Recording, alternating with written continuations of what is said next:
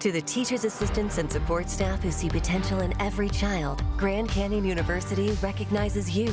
We created the National Center for Teacher Preparation at GCU, along with a generous scholarship, so you can become a licensed teacher with paid benefits. Over 100 GCU alumni have been recognized award recipients, including Superintendent, Administrator, and Teacher of the Year. Find your purpose at Grand Canyon University. Private, Christian, affordable. Visit gcu.edu/parapro. You're listening to the Archaeology Podcast Network.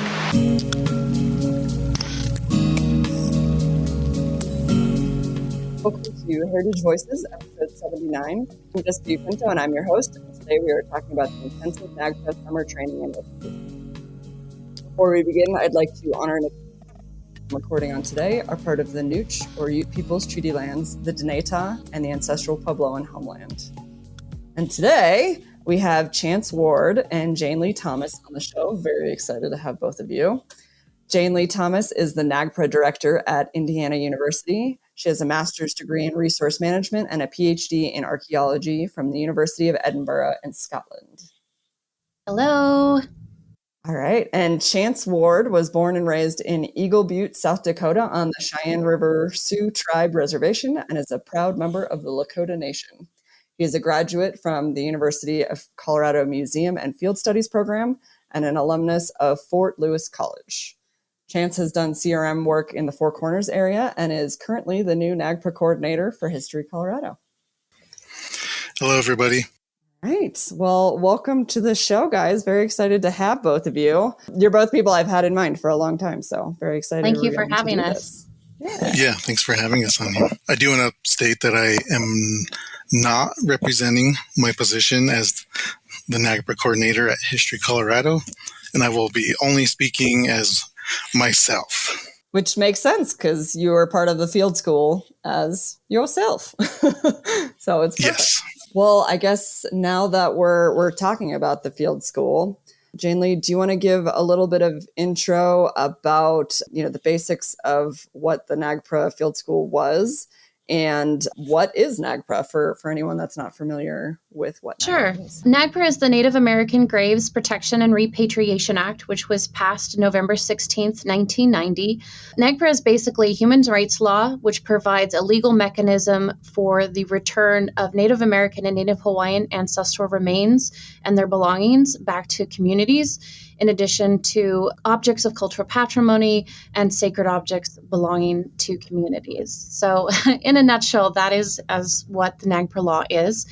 The NAGPRA Summer Training Program, or Field School, is a week-long training that was funded this year as part of a Werner Gren project focusing on the ethical treatment of human remains. And originally, the idea came from the fact that there is very little to no NAGPRA training nationwide. There are no master's degrees in NAGPRA or compliance work or repatriation, and there are very few semester-long courses. A lot of the information that students receive about NAGPRA, a lot of times that is by faculty who have never done NAGPRA, and they have no experience working with Indigenous communities.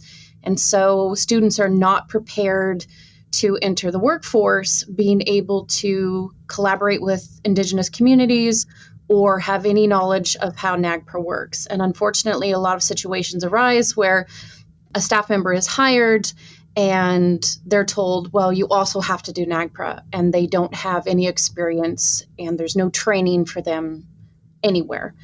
And in addition to students, we wanted to create a training that would be open for anyone, whether that be federal agents, tribal elders, tribal archaeologists, graduate students, undergraduates, current employed faculty members.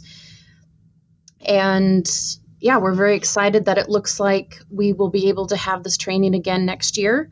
And hopefully we are going to be looking into funding sources that will allow it to be an annual sustainable program every summer. Awesome. All right. So where did this idea come from? How did you guys get to the point that you knew that you wanted to do this? A lot of it was just kind of encountering situations where students and other folks weren't really aware of how the law worked. And it was kind of a personal complaint of mine that a lot of faculty who were teaching NAGPRA had never done NAGPRA. Those that were doing NAGPRA work, because they're so busy working on compliance issues, they're not the ones that are teaching classes. And we just really recognized, myself and my collaborator at the University of Illinois Urbana-Champaign, Christiana Krupa, that there's just no NAGPRA training nationwide for anyone. There are very limited National Preservation Institute trainings, but they're very expensive. And we wanted to have something that also wasn't cost prohibitive. And so we started looking for grant opportunities. And that grant money actually paid for all of our Indigenous applicants. And the rest of the participants, they just had to get to Bloomington. There was no additional fee for them to attend. Wow, that's awesome. Okay. And that's also, I didn't know that there's no programs across the country that, like there's no masters anywhere. No, and a lot of and what students are generally getting is that NAGPRA was a law. The Kennewick Man case or the Ancient One case was a court case and a very vague recommendation that folks consult and collaborate with Indigenous communities, but students are not taught how to do that. And there are certain protocols per se on how to approach a tribe or how to collaborate with tribal communities, and students are not being set up for any amount of success. But that aside, there are other individuals, as I said, that come to the NAGPRA field already as professionals. And so what are those folks supposed to do if all of a sudden they are tasked with NAGPRA work, but they're not a student? Where do they go to get any sort of training? National NAGPRA has some trainings on YouTube, but again, a lot of that is just what the law is. It's not the actual hands-on logistics of how to do NAGPRA work. And so that was something we really wanted to incorporate into this training. Yeah, that makes a lot of sense. So you guys had this idea that you wanted to do this NAGPRA training, and then... Well, I'd been complaining about it for years. And Christiana found the grant opportunity and contacted me and said, you're the thing you're always complaining about. What do you think about this? So I thought, actually, that could work. So yeah, that's kind of something I've been complaining about for years.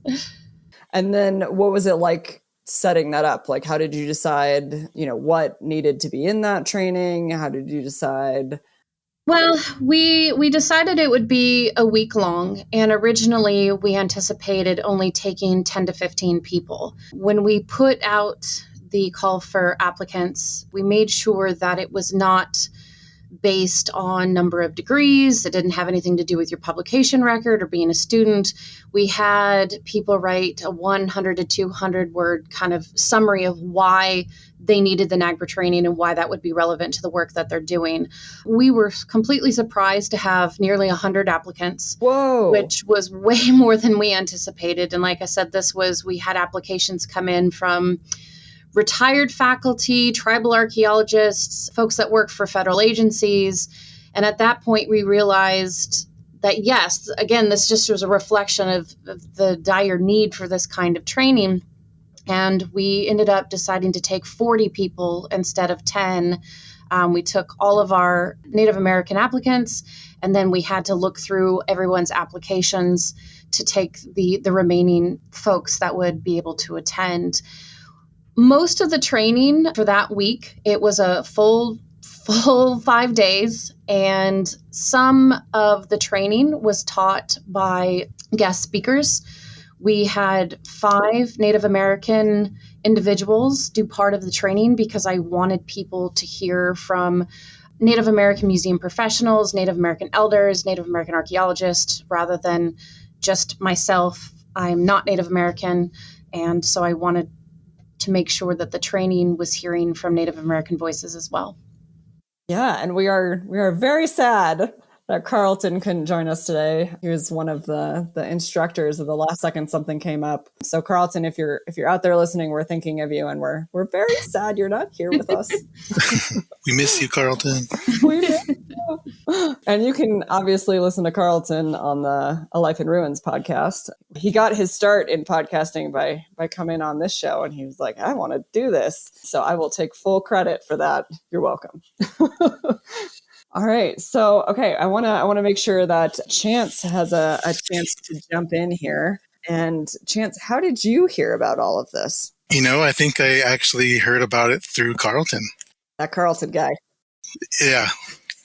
Yeah, good old Carlton, always sending me things, even middle of the night. Yeah, got it from Carlton, and I don't think I would have heard about it if it wasn't for him. I know because my grad school program, they try to send everything out they can to their students, but this was not one of them. And then I saw it a bit later on the NAGPRA Community of Practice Facebook page. And then I kind of shared it out to my grad student cohort and then to a few other people that I've either worked with or, were other Native people, either in archaeology, anthropology, or doing museum work.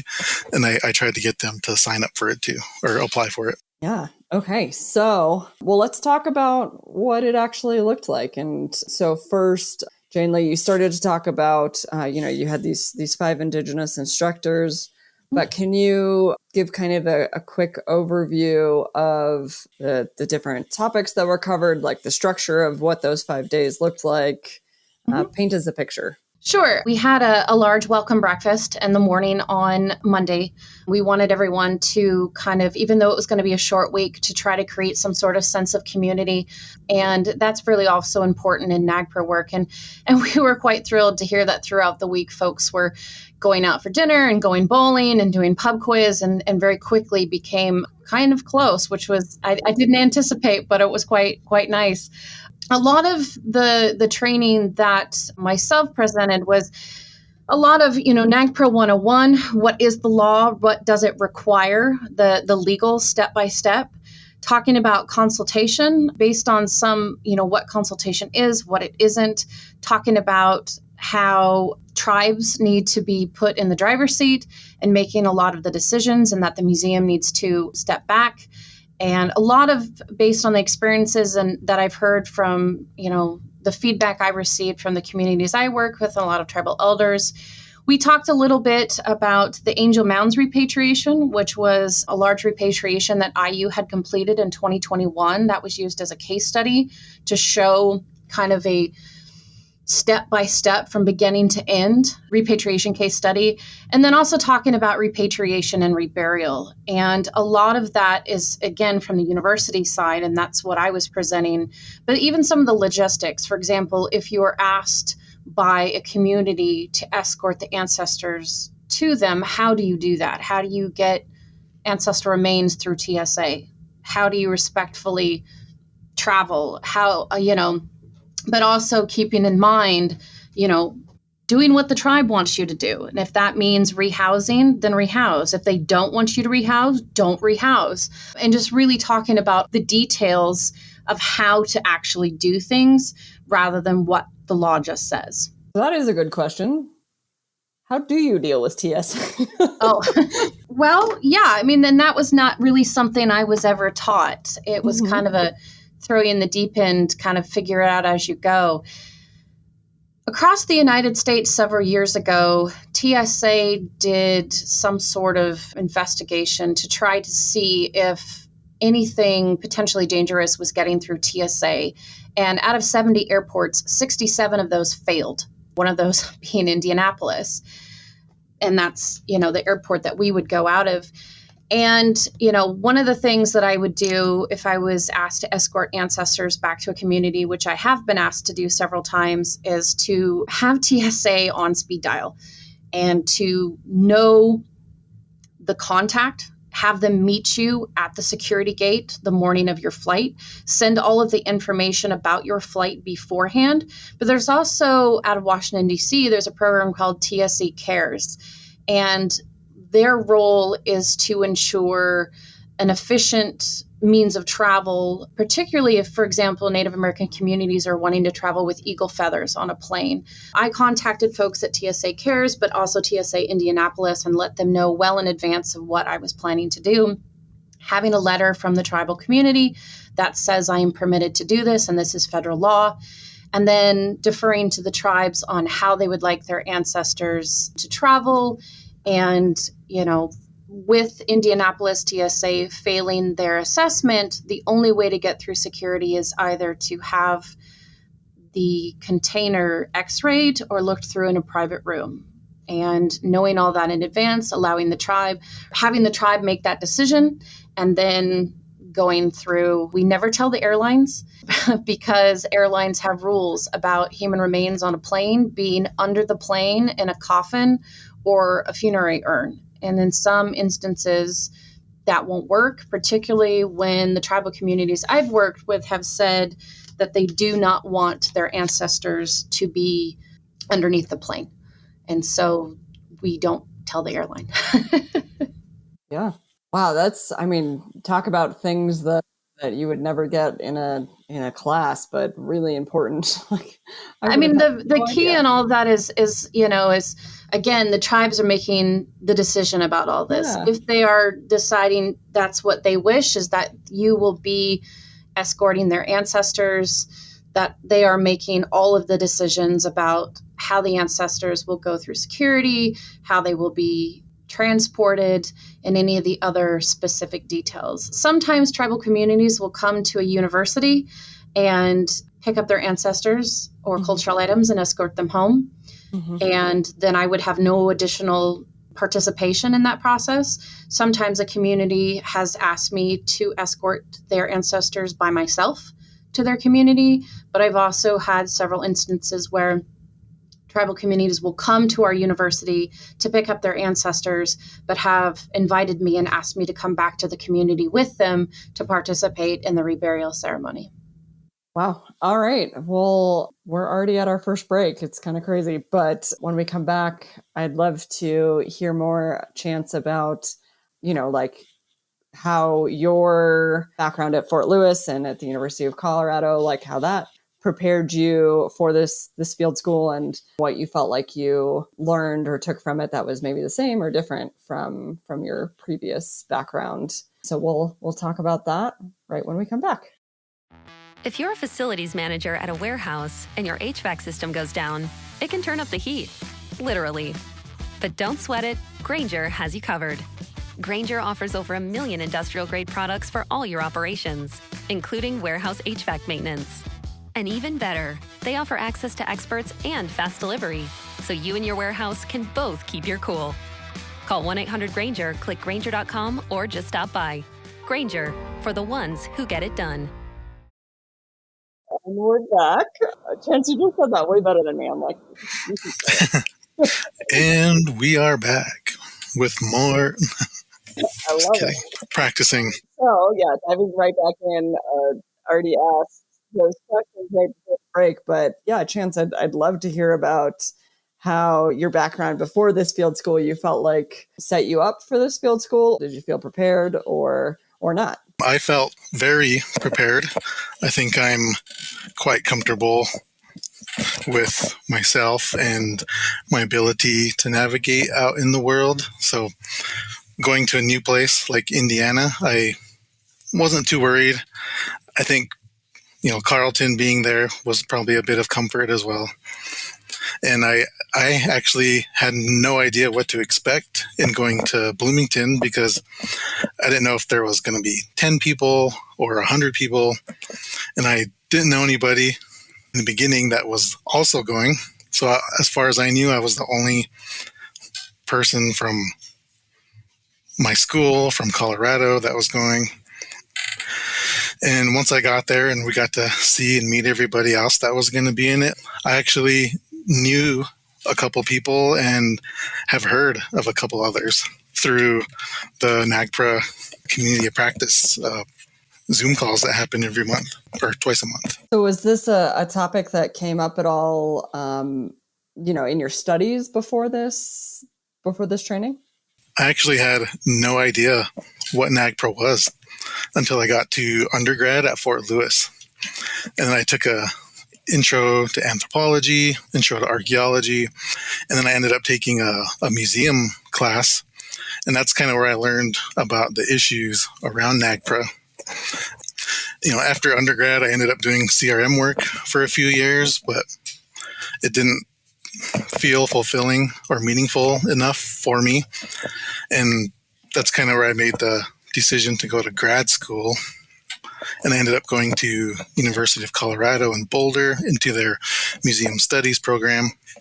And same thing there. There was no formal NAGPRA training. And it was, just to mirror what Jayne-Leigh was saying, it was basically shadowing somebody that has had experience, doing the process, doing the, paperwork for the Federal Registry, and, doing an internship. I was fortunate to do an internship at History Colorado under their NAGPRA Coordinator last summer.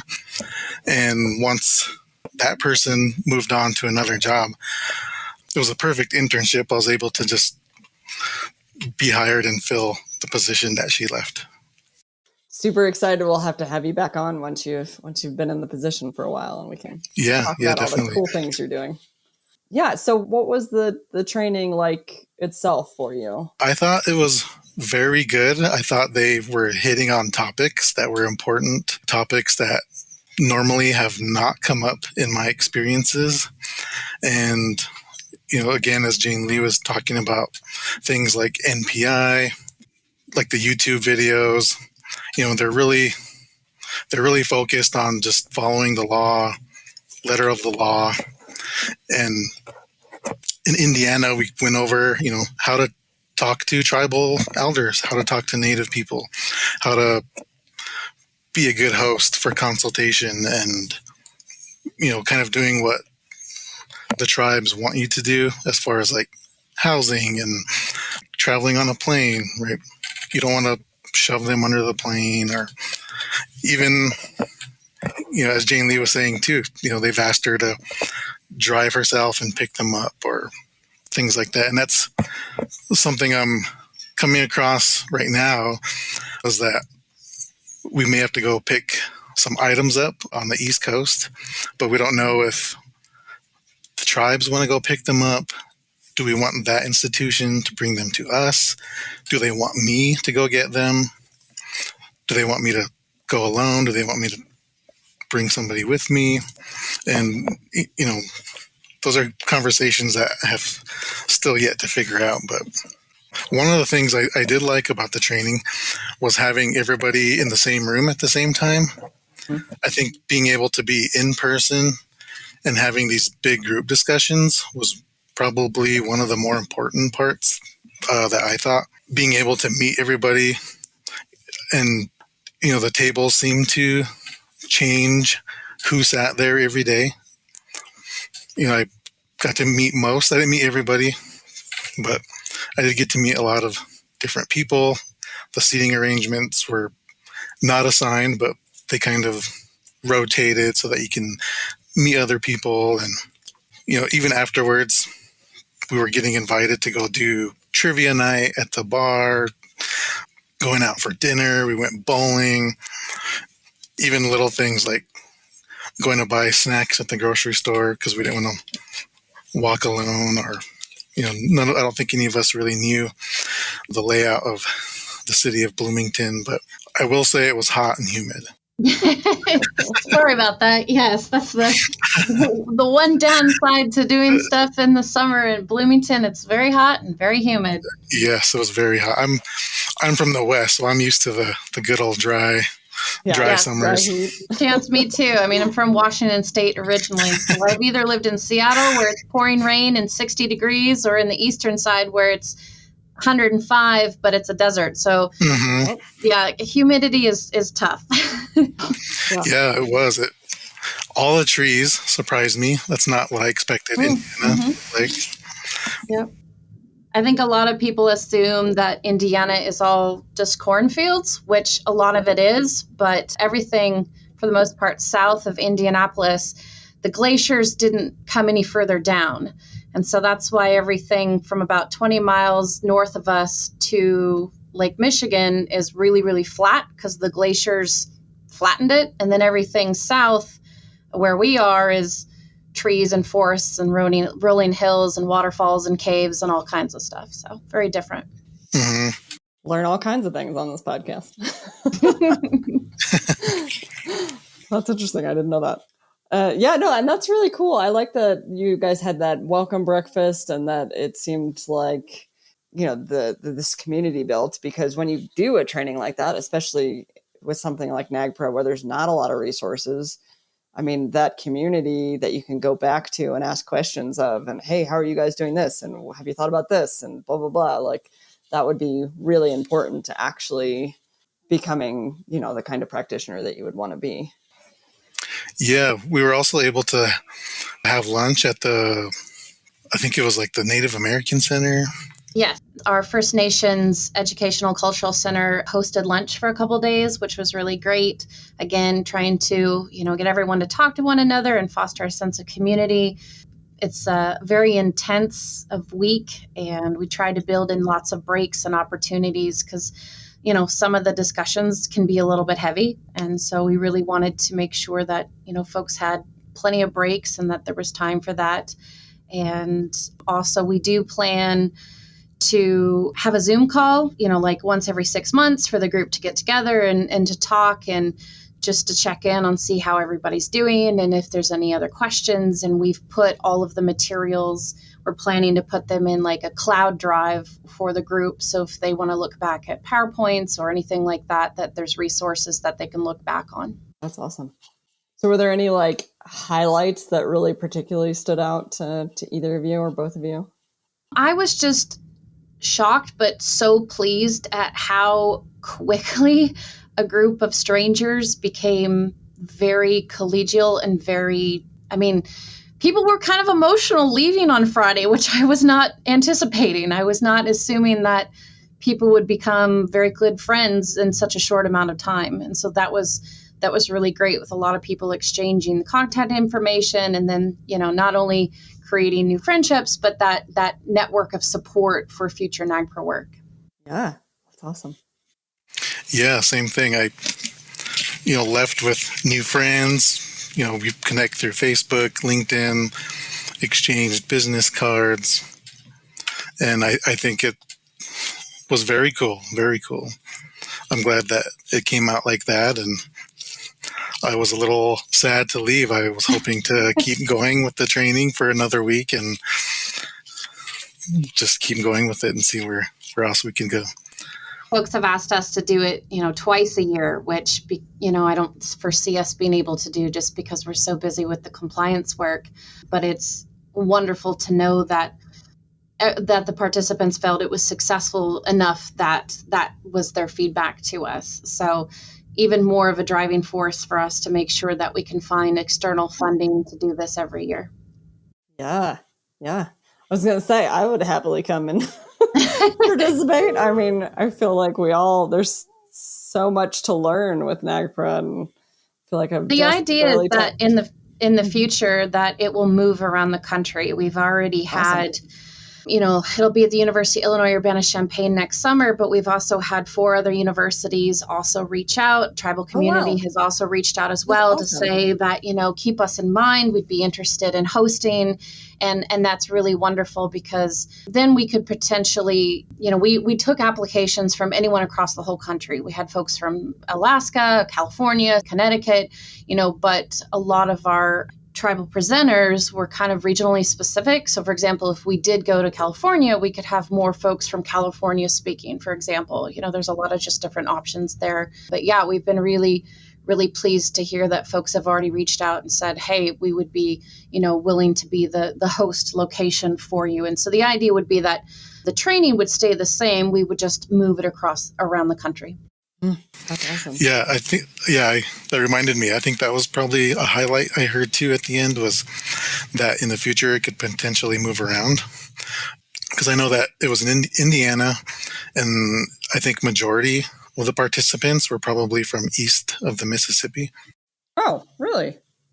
Yes, they were. And with the grant, we were able to provide honorariums for our guest speakers, but they were all from east of the Mississippi, where they are today. And so the idea is that, okay, if we move the program around, we could have, local community members speaking wherever the training ends up being. Cool. And we're going to be putting the new application out for the next year, probably in around December. So please, Jessica, if you want to apply, but also, share with any folks you think might need the training, or if they have students. Like I said, we're not just focusing on students. Anyone who's already a professional in the field. I have worked with tribal members who have been on tribal council and left the room for a minute and came back and they had been nominated the NAGPRA coordinator. I mean, and so, and the person, so they said, I need NAGPRA training. And so what we want to do is make sure that it's open to anyone and everyone who might need it. Again, because we were so surprised to have such a large number of applicants, we never assumed it would be that large so quickly. And so we had to kind of go through the applications and try to make a selection. We don't want to have some sort of like gatekeeping behind it where you can only apply if you're a student or you can only apply if you have a master's degree. We don't want to do that. Yeah, that's tough though. I mean, that would be really hard to narrow from 100 down to 40, but yeah, it was. We definitely went back. I mean, we had some folks that I'm sure it would have been lovely to meet them, but for example, we had retired professors applying. Right. A retired professor doesn't need NAGPRA compliance training. So, Right. A sophomore in undergrad in art history doesn't necessarily need that right now. We were trying to really focus on folks that need it crucially and they need it right now, and then trying to look at, that next generation of folks who would be up and coming for NAGPRA work. Mm-hmm. I think that really showed in looking at everybody. Of course, there was a range of age differences from early 20s up to elders that are currently, doing NAGPRA work, whether it's for a university or a museum or, a TIPO office. There's a couple people in TIPO offices, and a lot of them were. I think something that kind of gave me a little bit of comfort was that we are all on different stages of our learning, and we all have different levels of knowledge, from complete blank slate beginner to somebody that's been doing it for a few years and has found a way to be successful with it. I think one thing we were really surprised about is that almost 10% of our applicants were already NAGPRA coordinators. Wow. Yeah. And that was a little concerning because it's like, women, if you're already a NAGPRA coordinator, but you don't have the training behind you. So it was like, oh my gosh, there's a lot of folks that are already supposed to be doing NAGPRA out there, but they were desperate for some sort of training. And so that was just even more highlighted that this is something that really is really needed nationwide. Okay. Well, other than, the fact that it should have been 2 weeks, is there anything that, like, on reflection, and the regional aspect too, I think that's really smart. Is there anything else that on reflection you're like, oh, like maybe we could have done that differently, or, things you would maybe change for the future? Honestly, I mean, we gave out surveys at the end of the week because we wanted to receive feedback from the participants. Exactly what you're asking, is there a topic we didn't cover? Is there something that you wanted to hear more about, if there was other people you wanted to hear from? And I think we're trying to see if there's more, maybe variety in different case studies, for example, because something that works for NAGPRA in the Midwest may not work in California, and that might not work in Hawaii, and that might not work in Florida or Alaska, if you see what I mean. Yeah. And so a lot of the knowledge we shared was just basically from my experiences, and my experiences are going to be completely different, for example, than someone in, let's say, Hawaii. And so, like I said, that regional diversity, being able to talk about that, I think we're going to look at in the future, and how can we really make sure that, a lot of different angles are being discussed. I could add something. Please. I think for me personally, I don't know how everybody else felt, but if I could add something that we didn't quite get into, it would be going step by step through how to write an inventory and a summary and the notices to the Federal Registry. Mm-hmm.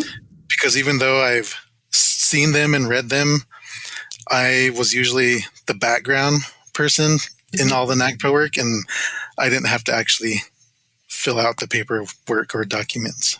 That's a great recommendation, Chance. I appreciate that because you're absolutely correct. We very briefly talked about that, but we didn't actually get into it.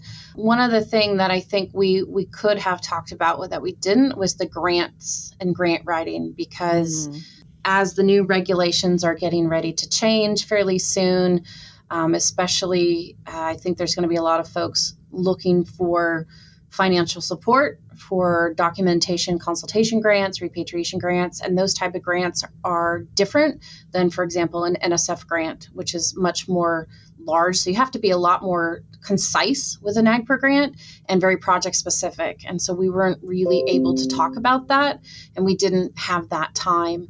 And I'm not sure how we'll fit that in, to be honest, because we had kind of a full week. We did stop just after lunch on a Friday. We wanted folks to have the opportunity, if they needed to go home on that Friday, that they could get to the airport.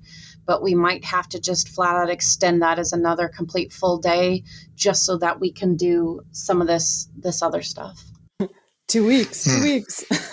2 weeks. I'm telling you, 2 weeks. Oh, yeah. That brings up something else I just thought of. So if I could recommend another thing, I will say that for those of us that already have NAGPRA experience, day one was kind of a review for some of us. It was because it was very much kind of a NAGPRA 101. So I feel like day one was review, which was helpful. Sometimes I kind of forget the early things that I've learned, but so I don't know if so the 2 weeks thing definitely makes sense, but I don't know if in the application, maybe asking what their level of knowledge and experience is, and the people with 0 can probably go on day one.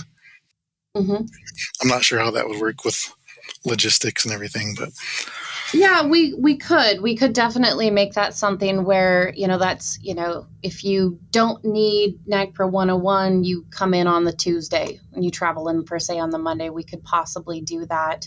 Or even like a Monday has like an option where you can do like the NAGPRA 101, or you can do some like super advanced topics.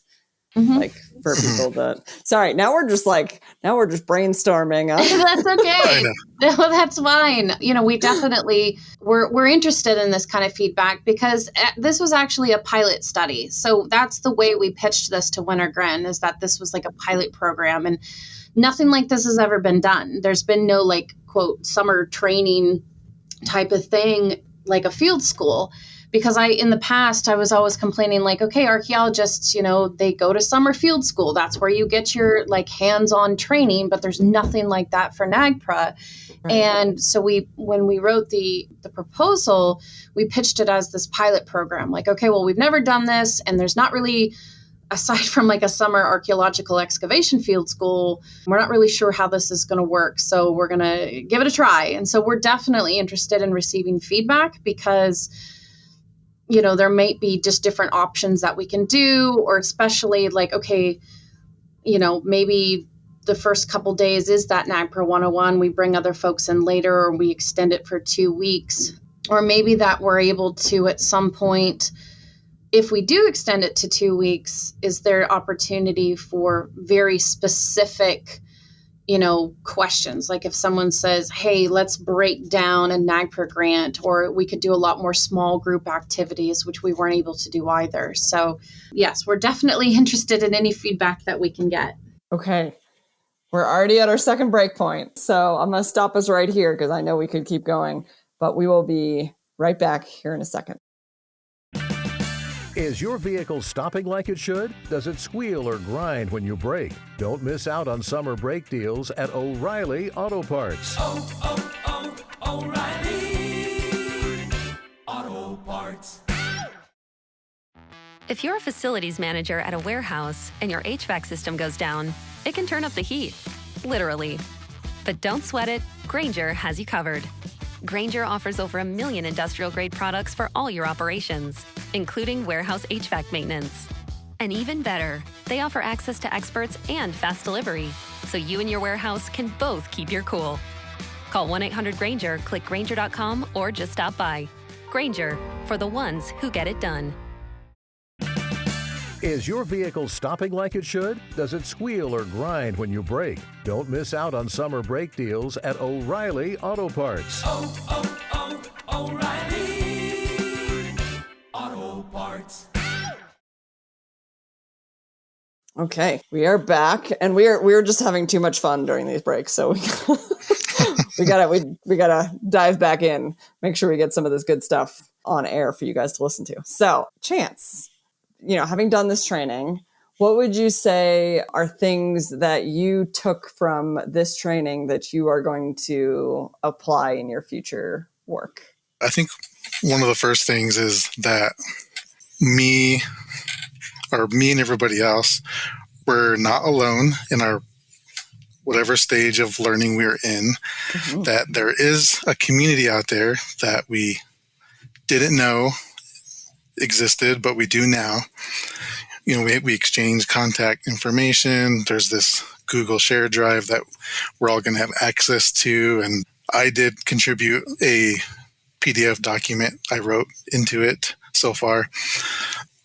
And in the training, I think, hearing the experiences that Jayne-Leigh has had, especially when she talked about that tribes need to be in the lead on everything. Ultimately, you're going to be working at the pleasure of their time and schedule. And I think that's what a lot of the universities and museums don't quite understand, is they want answers now. They want responses as soon as possible without taking into consideration tribal people's schedules. TIPO offices are always swamped, just inundated with mail, email, understaffed, underfunded. So I feel like I have a good position or perspective because I was able to be on both sides of that spectrum. I worked in a TIPO office and got to handle their mail and emails myself.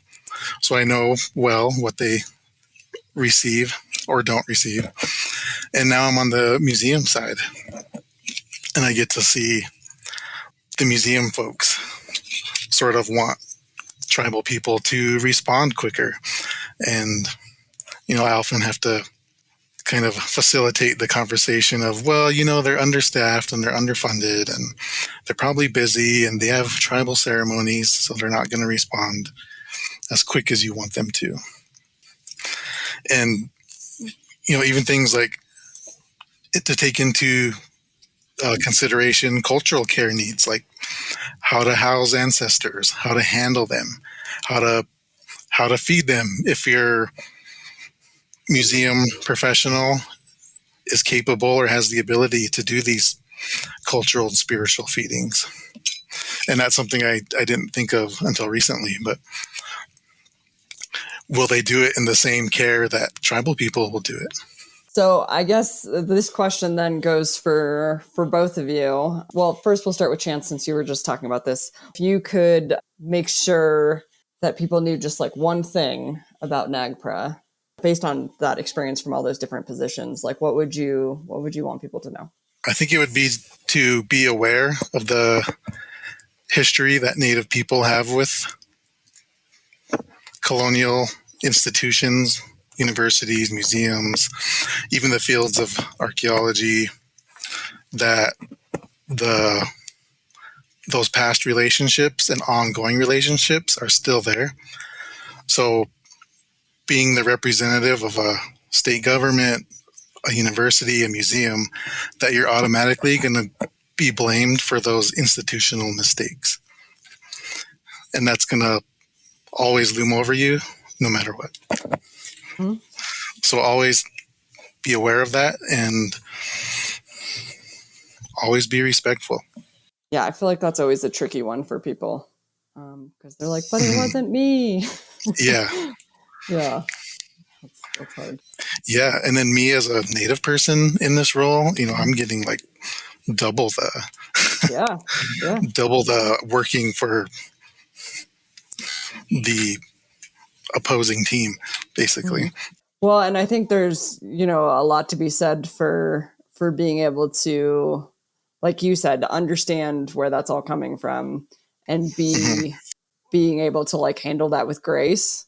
There's like, even if you're not understanding like fully what's happening, or just like that, it can be kind of a healing moment, I guess, for the other person to, be heard and be respected, like in your response to that. And, because it's easy to want to like defend yourself, but like handling it with grace can be much more like positive for everybody involved. That was not very eloquent, but hopefully you know what I mean.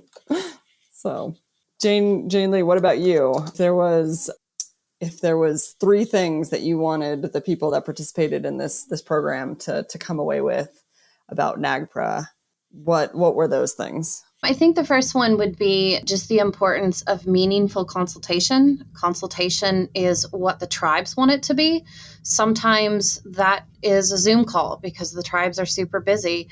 For the most part, face-to-face consultation is the best way. Universities need to get out behind their desk, get out of behind the emails, and go and visit communities, sit and learn and listen. And, don't just show up and talk shop. You're creating relationships, and that's not something that can be done overnight, especially if an institution has a history of slow or no compliance. That's not something that's going to happen quickly. I think also with those consultations and in any NAGPRA work, universities need to step back and put the tribes in the driver's seat.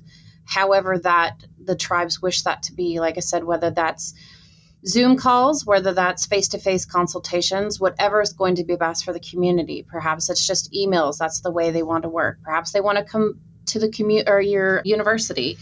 Have the tribes make the decisions for how collections are curated, how they're taken care of, how they're returned, how they're repatriated.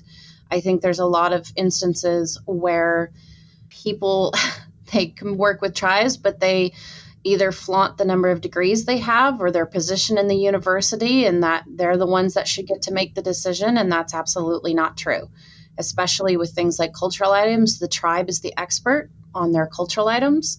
And so this just really, again, comes back to meaningful consultation and relationship building. I think also understanding that NAGPRA is definitely each situation, even with working with the same tribe, it's case-by-case basis on everything. Especially, there could be a new person in the role for a community. It's every single time you start a repatriation project, it may be different than the time before, and being willing to understand that. I think a lot of universities don't realize that tribes are working with 40 to 50 institutions a year on NAGPRA compliance. And just because they don't get back to a university right away doesn't mean that that's not important. It's just, for the moment, they are exceptionally busy. Right. I think, was that 3? I think so. Yeah. I think also one thing I might also mention is that, a lot of institutions view NAGPRA still as something that they have to do, this like carrot versus the stick type of thing. And the one thing that we've really realized, especially here at Indiana, is the amazing effects of the relationship building with all the different collaborative projects that we have going on that started with a NAGPRA discussion. Whether that be opportunities for Native students, whether that's collaborative conference presentations, whether that's new grants coming in, whether that's, posters. There's just so much. There's so many new things that have come out of the initial NAGPRA discussions that we're just seeing this, ripple effect across our campus, and, working with different communities on all sorts of different projects. And, that's been beneficial for both university and for tribal communities. Right. Yeah, that's a good point. So we're like right at the end here, and I'm just curious for both of you, is there anything that you're like, I didn't get to mention this part, or, I'd really like to tell people about this, or anything that you want to add before we finish up here? That if anybody is interested, we do have a website for the INSTEP program, but just be on the lookout for around December, early January, for if anyone has an interest or if you have students that have an interest in the training program, we will be putting the application process out around that time. And I believe the training will be next July in Illinois. I could definitely share that out with my CU grad school program here in my position now, and with some of the tribes I work with, including my own. That would be great. I appreciate that. And you mentioned earlier, right, that you guys are still looking for some funding for next year. So if anyone knows of grants or funders that would want to support an effort like this, you know where to find Jayne-Leigh. Yeah, I think we do have some really good ideas and some opportunities, but any and all suggestions would be very welcome. Yeah, right. Chance, any last minute thoughts? I have a lot, but I actually filled out all the questions that you sent me. Yes. Yeah, which we'll just have to do a separate one, which is you and I, where we get to all of those. So how did you get into this field? What got you interested? Yeah. Actually, I have the best story for how I got interested. Okay. But do tell.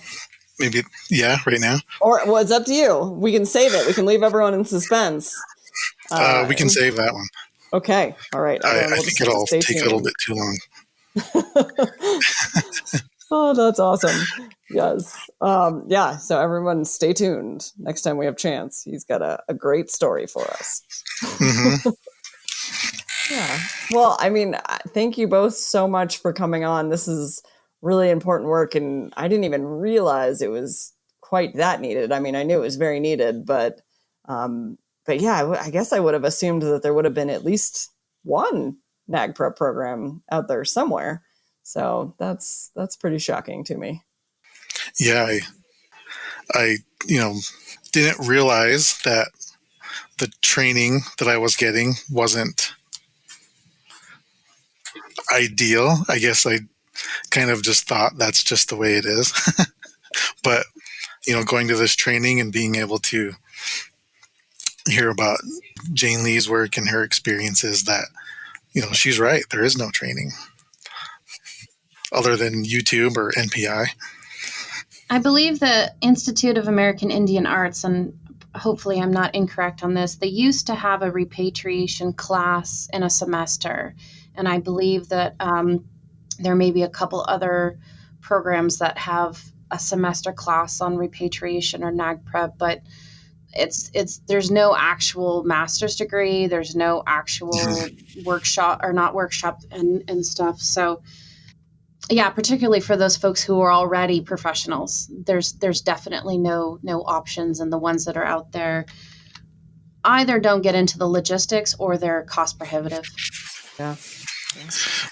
Yeah, in grad school, there was no section on NAGPRA, so we had to be creative and kind of create our own reading group or study group where we can talk about these things. And we reviewed, case studies, assigned articles with each other so that we can have these discussions.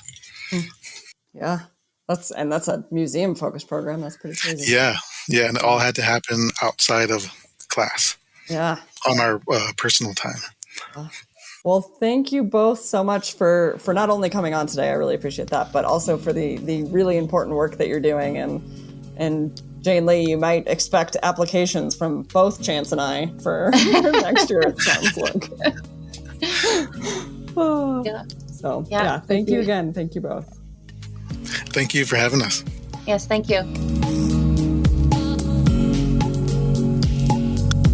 Thanks for listening to the Heritage Voices podcast. You can find show notes at www.archaeologypodcastnetwork.com/Heritage Voices. Please subscribe to the show on iTunes, Stitcher, or the Google Play Music Store. Also, please share with your friends or write us a review. Sharing and reviewing helps more people find the show and gets the perspectives of Heritage Voices' amazing guests out there into the world. Don't we just need more of that in anthropology and land management? If you have any more questions, comments, or show suggestions, please reach out to me at Jessica at livingheritageanthropology.org. If you'd like to volunteer to be on the show as a guest or even a co-host, reach out to me as well, Jessica at livingheritageanthropology.org. You can also follow more of what I'm doing on Facebook at Living Heritage Anthropology and the nonprofit Living Heritage Research Council, or on Twitter at Living Heritage A. As always, huge thank you to Lyle Belenkwa and Jason Nez for their collaboration on our incredible logo.